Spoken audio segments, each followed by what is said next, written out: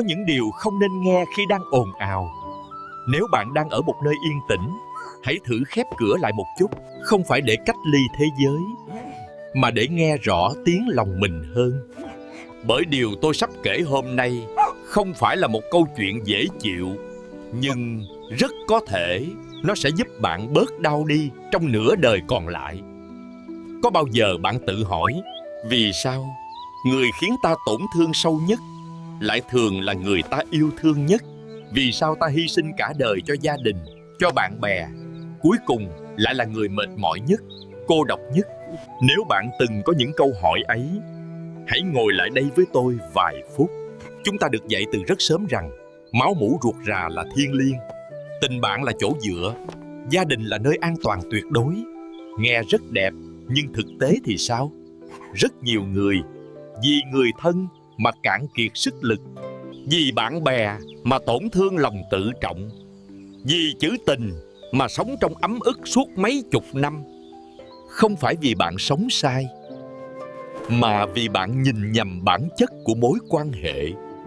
Chúng ta thường nhầm những mối liên kết có điều kiện thành tình cảm vô điều kiện, và khi điều kiện thay đổi chúng ta đau.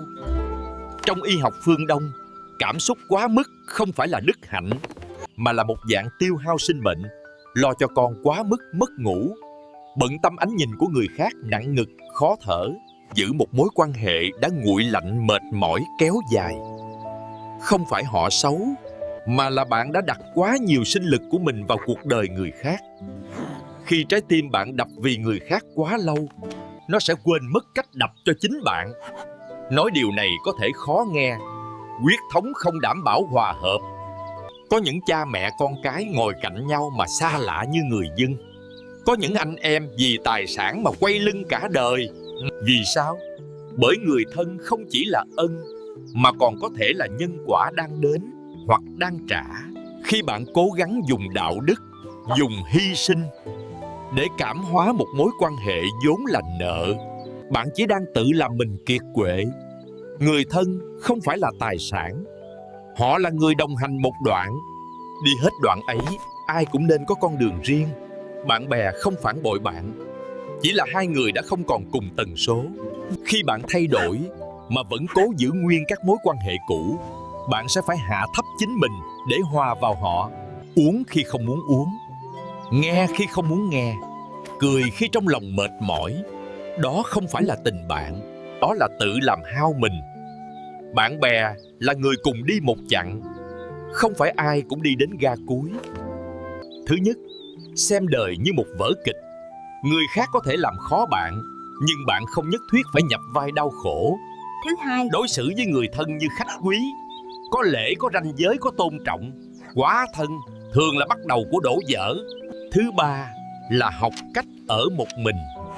Không phải cô độc, mà là thu năng lượng về lại chính mình. Đó là 3 cách sống không còn tổn thương. Khi bạn không còn cần ai lấp đầy mình, bạn sẽ không còn sợ ai rời đi. Cuộc đời này không ai đi cùng bạn từ đầu đến cuối. Người thân, bạn bè chỉ là bạn đồng hành cùng ngắm cảnh. Cảnh đẹp thì cùng thưởng, đến ngã rẽ thì mỉm cười chào nhau. Hãy thử hỏi lại chính mình rằng mình đang yêu thương hay đang tự tiêu hao?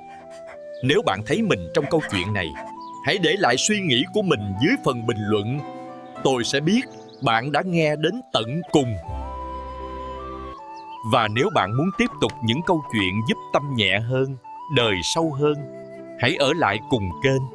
Chúng ta không tu để rời xa cuộc đời, mà để sống giữa đời mà không còn đau như trước nữa.